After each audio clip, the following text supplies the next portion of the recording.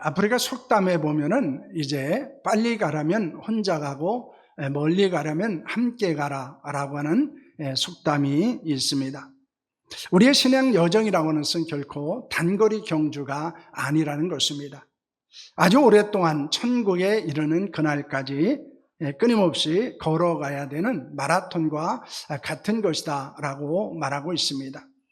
그렇기 때문에 이 길은 혼자 갈 수 없다는 것입니다. 함께 가야 한다는 것입니다. 그러므로 우리는 서로의 손을 잡고 함께 걸어가는 동행자와 그리고 동역자가 반드시 필요하다는 사실을 고백하게 됩니다. 우리가 존 버년의 그런 철로 역정을 보면은 이런 이야기들이 있습니다.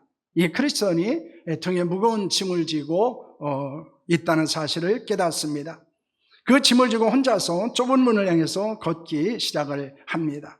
그는 멸망의 도시를 떠나서 천성을 향해서 가는 도중에 많은 사람들을 만나게 됩니다. 전도자가 그의 길을 인도하기도 하고 또 소망이라는 친구가 그와 함께 동행하며 길을 가기도 합니다. 크리스천이 절망의 수렁에 빠졌을 때 소망이 손을 붙잡아서 끌어올려서 그 늪에서 나올 수 있게 되었습니다. 만약 크리스천은 혼자였더라면 그는 그 수렁에서 나오지 못했을 뿐만 아니라 이 천성에 들어가지 못할 수 있었다는 것입니다. 그러므로 그가 많은 고난과 위험을 극복하고 천국에 들어갈 수 있었던 것은 바로 그에게 많은 동행자와 동역자들이 있었기 때문이었습니다. 우리도 구원을 받고 천국을 향하는 광야의 길에 가고 있습니다. 우리에게도 많은 동행자들이 있고 또 동역자들이 있기 때문에 오늘도 우리는 이 길을 걸어갈 수 있게 됩니다. 그들이 있었기 때문에 우리는 척박한 광야 같은 이 세상을 살아갈 수 있고 또한 힘들고 어렵지만은 복음과 교회를 위해서 헌신하는 자로 살아갈 수 있게 되었다는 것입니다. 오늘 본문인 출애굽기 17장은 이스라엘의 위대한 지도자였던 모세와 그의 장인 이드로와의 만남에 대해서 우리에게 말씀을 하고 있습니다. 그의 장인 이드로, 그가 모세를 찾아오게 됩니다. 특별히 모세는 애굽 생활을 하면서 어떤 일들이 있었습니까? 그는 그곳에서 이제 가족을 이루고 아들을 낳게 됩니다. 그 아들의 첫째 이름은 바로 게르솜입니다. 이방에서 나그네게 되었다라고는 뜻을 가지고 있습니다. 둘째는 엘리에살을 낳게 됩니다. 내 아버지 하나님이 나를 도우사 바로의 칼에서 구원하셨다라고는 뜻을 가지고 있습니다. 이들의 이름 속에는 모세가 겪은 고난이 있습니다. 그리고 그 고난 속에서 하나님께서 어떻게 역사하셨는지를 보여주고 있습니다. 하나님을 섬기며 복음을 전하며 교회를 함께 세우는 동역에 대해서 우리는 오늘 함께 좀 말씀을 나누는 그런 시간을 가지려고 합니다. 여러분, 첫째 동역의 출발은 은혜를 나누는 간증으로부터 시작된다는 사실을 우리가 볼 수 있습니다. 모세는 장인 이드로를 만나서 가장 먼저 자신의 삶에 대해서 간증을 하게 됩니다. 그는 이렇게 말하고 있습니다. 모세가 여호와께서 이스라엘을 위하여 바로와 애굽 사람에게 하신 모든 일과 길에서 그들이 당한 모든 고난과 여호와께서 그들의 구원하신 일을 다 그 장인에게 말하매라는 말을 합니다. 여러분, 모세는 장인이 찾아왔을 때 가장 먼저 한 것이 무엇입니까? 자기 자신의 지혜를 자랑하지 않았습니다. 그는 하나님께서 이스라엘을 위해서 행하신 모든 일과 광야 길에서 겪은 고난에 대해서 그리고 그 가운데 하나님의 베푸신 구원의 은혜에 대해서 숨김없이 고백을 하게 됩니다. 바로 그 고백이 간증이라는 것입니다. 여러분, 이 간증을 들은 이드로는 무엇이라고 말합니까? 11절 말씀에서는 이렇게 이야기합니다. 내가 알았도다. 여호와는 모든 신보다 크심으로 이스라엘에게 교만하게 행하는 그들을 이기셨도다 라고 말하고 있습니다. 이들은 단순히 이야기를 듣는 데 그치지 않습니다. 하나님의 큰 은혜를 기뻐하며 하나님을 찬양합니다. 귀로만 듣던 지식에서 벗어나 이제는 내가 알았습니다. 하나님은 모든 신보다 크신 분입니다 라고 하는 고백을 하는 것을 볼 수 있습니다. 이들은 번제물과 희생 제물을 가져오고 아론과 장로들은 그 제물을 하나님께 드리고 함께 떡을 떼며 영적인 교제를 나누게 됩니다. 여러분, 모세와 이들의 동역은 우리에게 무엇으로부터 시작되었다고 말씀을 하고 있습니까? 나를 도우신 여호와 하나님, 바로 그것이 우리의 동역의 시작이라는 것입니다. 하나님이 내 삶을 어떻게 역사하셨는지, 그리고 그 하나님이 당신의 삶에 어떻게 역사하신 것을 나누는 것으로부터 동역은 시작됩니다. 우리의 삶 속에서 역사하신 그리스도의 복음을 전할 때 이방에서 이도라는 하나님을 찬양하게 됩니다. 그리고 놀라운 생명의 역사가 일어나게 됩니다. 이번 주에 여러분이 간증을 들려줄 사람은 누구입니까? 가족일 수도 있고 친구일 수도 있습니다. 때는 여러분의 이웃일 수도 있고 지금까지 여러분이 복음을 전하기 위해서 기도왔던 기도의 대상자일 수도 있습니다. 우리가 받은 구원의 은혜를 나누는 간증이 살아날 때 여러분, 우리의 영적인 능력도 살아나게 되고 하나님의 교회는 더욱더 생명력 있는 공동체로 세워주는 줄로 믿으시기를 바랍니다.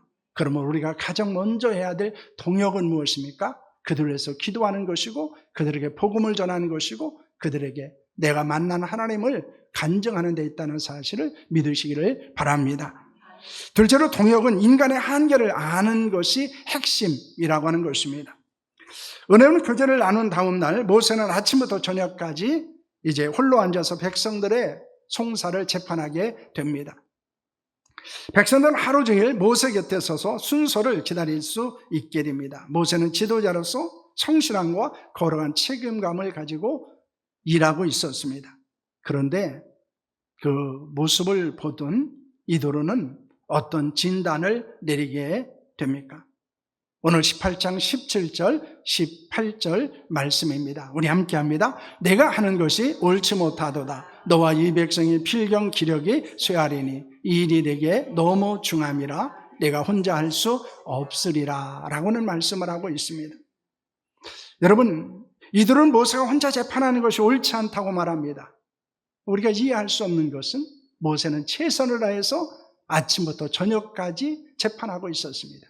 그런데 모세는 그것이 옳은 것이 아니다 라고 말합니다. 왜냐하면 모세도 백성들도 지칠 수 있기 때문입니다.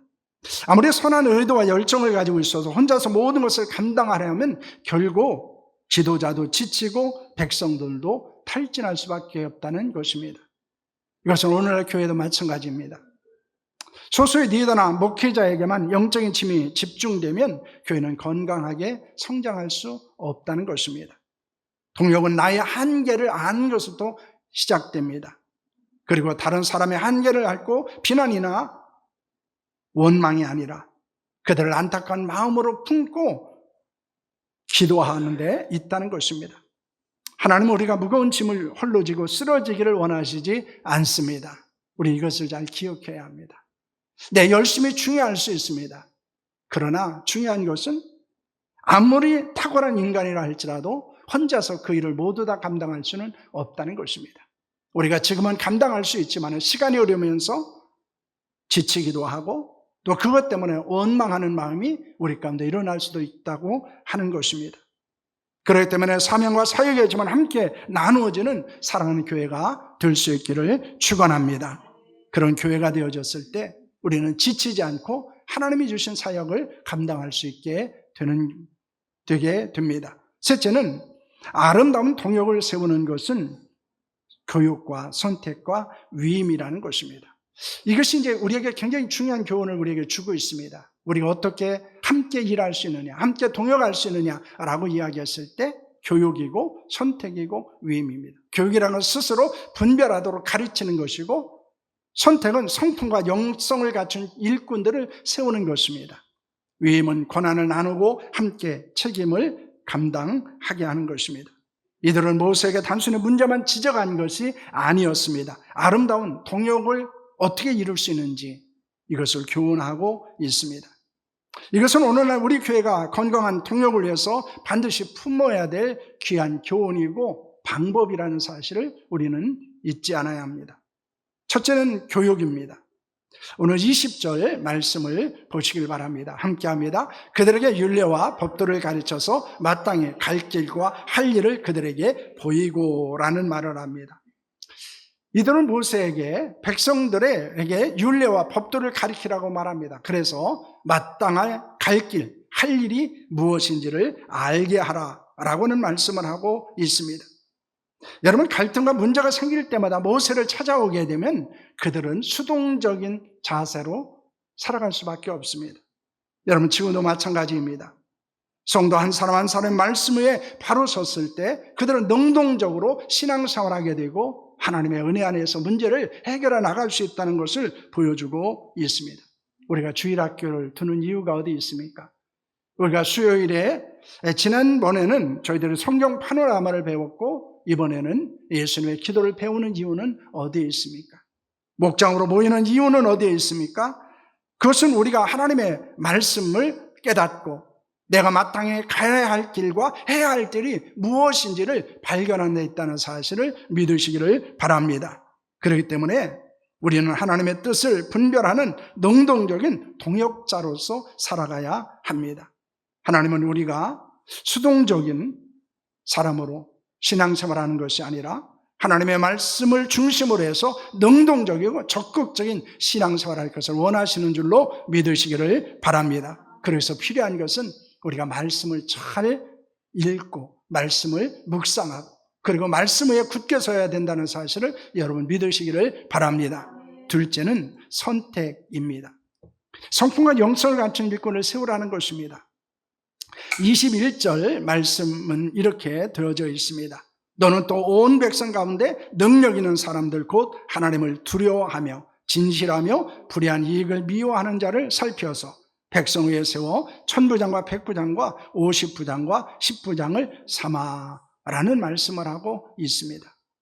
여러분, 하나님을 두려워하는 사람, 거짓이 없이 진실한 사람, 불의한 이익을 미워하는 사람을 일꾼으로 세우라는 것입니다.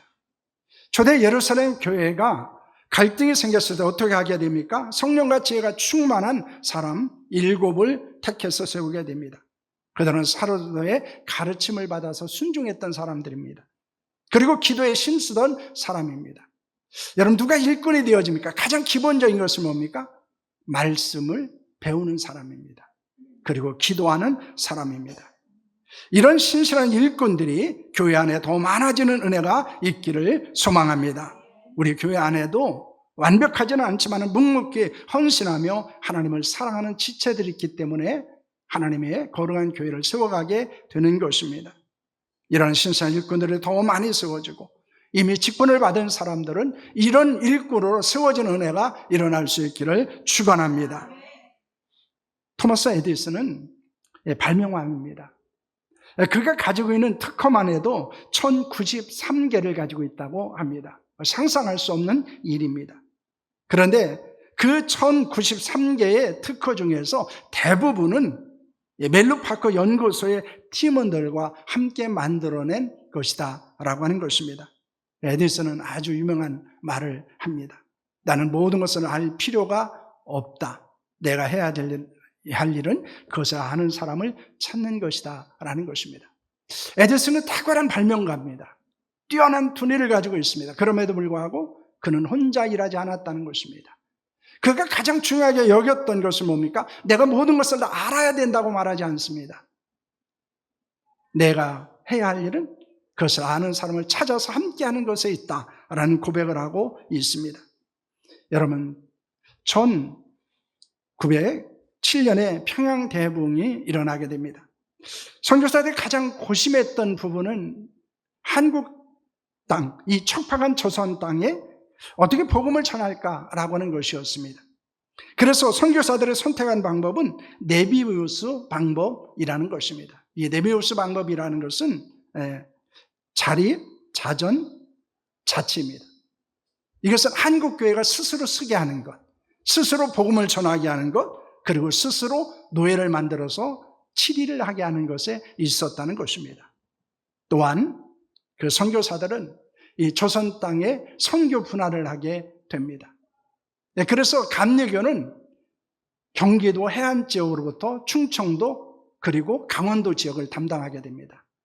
장로교는 이제 서울을 중심으로, 한양을 중심으로 해서 이제 중부권 그리고 경상도 쪽을 담당하게 됩니다. 그래서 지금도 보면은요, 감리교는 어디에 많이 있느냐 하면은 그 경기도를 중심으로 한 해안 지역과 충청도 그리고 강원도에 감리교가 많이 있습니다.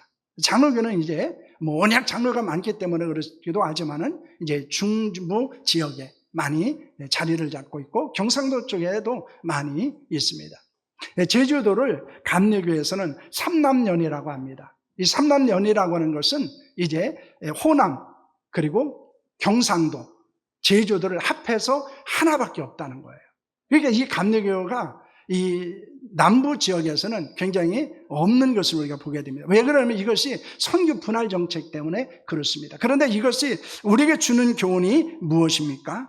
이것은 그들이 함께 복음을 전했고 그들이 주어진 구역에서 헌신했다는 것입니다. 이것이 우리에게 매우 중요한 교훈을 하고 있습니다. 여러분 1907년 대붕의 역사 그리고 세계 선교와 기독교 역사 가운데 찾아보기 어려운 성장을 경험할 수 있는 것은 무엇 때문이었습니까? 일꾼들을 세우고 그들을 통해서 주어진 일들을 감당할 수 있게 했기 때문이라는 것입니다. 그래서 우리가 생각할 수 있는 세 번째는 뭡니까? 위임입니다. 고난을 나누어 함께 책임을 지게 하는 것입니다. 오늘 22절 말씀 함께 합니다. 그들의 때를 따라 백성을 재판하게 하라. 큰 일은 내게 가져갈 것이요 작은 일은 그들이 스스로 재판할 것이니 그리하면 그들이 너와 함께 담당할 것인즉 일이 내게 쉬우리라 라는 말을 하고 있습니다. 이들은 모세에게 일을 위임하라고 말합니다. 그거 중요한 재판은 모세가 하지만은 작은 재판들은 세워진 부장들에게 위임해서 해결할 수 있게 하라라고 이야기하고 있습니다. 여러분 위임이라고 하는 것은 단순히 일을 넘기는 것이 아니라는 거예요. 우리가 기억해야 되는 것은 일을 위임했다라고 하는 것은 그들이 성장할 수 있는 기회를 열어주는 것이다 라는 것입니다. 그래서 교회는 혼자서 모든 일을 감당하는 것이 아니고 서로 함께 자기에게 주어진 책임을 최선을 다해 감당하는 데 있다는 것입니다. 다른 성도들 영적으로 성장하고 헌신할 수 있는 기회를 열어주는 것, 바로 그것이 일을 위임하는 것입니다. 예루살렘 교회 사도들의 구제 사역을 일곱 집사에게 위임하고 말씀과 기도에 집중했을 때 어떤 일이 일어났습니까? 갈등과 원망은 사라집니다. 그리고 제자의 수가 더 많아지는 부흥을 경험했다고 말씀하고 있습니다. 그런데 우리가 주목해야 될 것이 있습니다. 그것은 모세의 태도입니다. 여러분 모세는 어떤 사람입니까? 애굽의 최고 학문을 배운 사람 엘리트입니다. 홍해를 가른 위대한 능력의 선지자이기도 합니다. 하나님의 기적을 행한 지도자이기도 합니다. 그런데 이도로는 미디안 광야에 양치는 제사장에 불과했습니다. 그럼에도 불구하고 모세는 이도로의 제안에 대해서 제가 알아서 하겠습니다 라고 말하지 않습니다. 제가 많은 학문을 배웠고 많은 경험이 있기 때문에 제가 알아서 하겠습니다 라고 이야기하지 않습니다. 모세는 장인의 말을 듣고 그 모든 말대로 행동합니다. 즉시 능력 있는 사람을 택해서 위임을 하게 됩니다.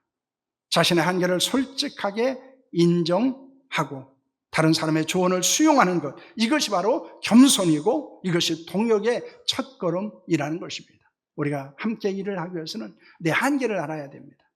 모든 것을 다 잘할 수는 없습니다. 이제 우리 교회가 지난주, 이번 주 이제 TV를 앞에 달 겁니다.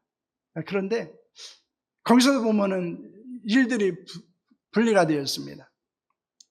우리 전재 성도님은 목소리를 잘 하시니까요. 그쪽 일을 하십니다. 우리 장로님은 또 에어컨을 다시면서 뭐 물을 박는다든가 이런 것들을 하기 때문에 하셔요. 우리는 옆에서 말만 해줍니다. 왜냐면 할 수 없기 때문에. 그리고 그걸 제가 이야기하려고 그랬어요. 그리고 권사님들 집사님들은 식당에서 식사를 하셔서 먹을 수 있게 합니다. 왜냐하면 우리가 어떤 일을 하나 할 때 혼자서 하는 게 아니라는 거예요. 많은 사람들이 그 일에 참여합니다. 그리고 그 일을 위해서 기도하고 그 일을 위해서 격려하고 그 일을 위해서 수고하는 자들을 인정하게 되는 것입니다. 여러분, 우리가 기억해야 되는 것은 내 자신이 할 수 있는 일이 있고 할 수 없는 일이 있습니다. 우리는 그것을 인정해야 합니다. 내가 모든 것을 다 할 수 없습니다. 그리고 내가 할 수 없는 일을 하다가 지치고 힘들면 그것을 다른 사람과 함께 하도록 해야 됩니다. 왜냐하면 그것은 누구를 돕는 것이 아니고 함께 하나님의 일을 하는 것이기 때문입니다. 이들은 이 동역의 결과와 축복을 무엇이라고 말하고 있습니까? 오늘 본문 23절 말씀을 보시길 바랍니다. 함께 합니다. 내가 만일 이 일을 하고 하나님께서도 허락하시면 내가 이 일을 감당하고 이 모든 백성도 자기 곳으로 평안히 가리라. 이런 말씀을 하고 있습니다. 여러분, 하나님의 주권을 인정하며 각자에게 주어진 사역과 짐을 나눠서 감당할 때 지도자들도 살고 백성들도 산다는 것을 말씀하고 있습니다. 그리고 하나님의 평강이 넘쳐나게 된다는 것입니다. 여러분, 우리 교회가 이런 교회가 될 수 있기를 소망합니다. 그래서 우리에게 필요한 것은 무엇입니까? 하나님의 말씀을 잘 배워야 합니다. 말씀 위에 우리의 영성이 세워져야 합니다. 뿐만 아니라 좋은 일꾼들이 세워져야 합니다. 그리고 세워진 일꾼들은 최선을 해서 하나님이 주신 사역들을 감당해야 합니다. 그리고 혼자 할 수 없습니다. 우리는 함께 해야 한다는 것입니다. 사랑하는 성도 여러분, 하나님의 일을 하고 교회를 세우는 일은 누군가를 돕는 차원의 것이 아니라는 것입니다. 하나님의 영광스러운 사역에 참여하는 것입니다. 우리의 가정과 교회를 돌아보아서는 합니다. 혹시 나 혼자 무거운 짐을 지고 지쳐가고 있는 가족은 없습니까? 때로는 성도들은 없습니까? 사랑하는 가족이나 영적 가족이 무거운 짐을 지고 짓눌려 신음하고 있는 모습을 여러분 바라보고 있지는 않습니까? 여러분, 그때 방관하지 않았으면 합니다. 비난하지 않았으면 합니다. 긍휼과 안타까운 마음을 품고 서로의 진정한 동행자요 동역자로 살아갈 수 있기를 축원합니다.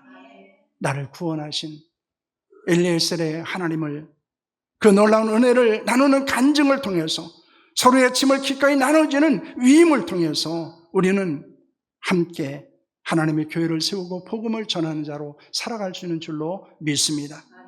하나님의 우리가 원하시는 것은 혼자 일하다 지쳐 쓰러지는 것이 아닙니다. 함께 일하며 서로를 일으켜주며 함께 힘들고 어렵지만 끝까지 천국을 향한 그 길을 완주하기를 원하시는 줄로 믿으시기를 바랍니다. 하나님의 은혜를 나누고 짐을 나누는 이 아름다운 동역이 있었을 때 우리 교회는 성장하게 될 것입니다. 그리고 행복한 교회가 되는 줄로 믿으시기를 바랍니다. 그러므로 우리 모두 함께 손을 잡고 천국을 향한 여정을 지속할 뿐만 아니라 함께 하나님이 주신 거룩한 사역들을 감당하는 은혜가 우리 가운데 있기를 소망합니다. 붙잡아주고 일으켜주고 함께 곁에 있어주는 이 아름다운 일들을 통해서 하나님의 거룩한 역사가 사랑하는 교회 가운데 충만케 되어지기를 축원합니다. 기도하겠습니다.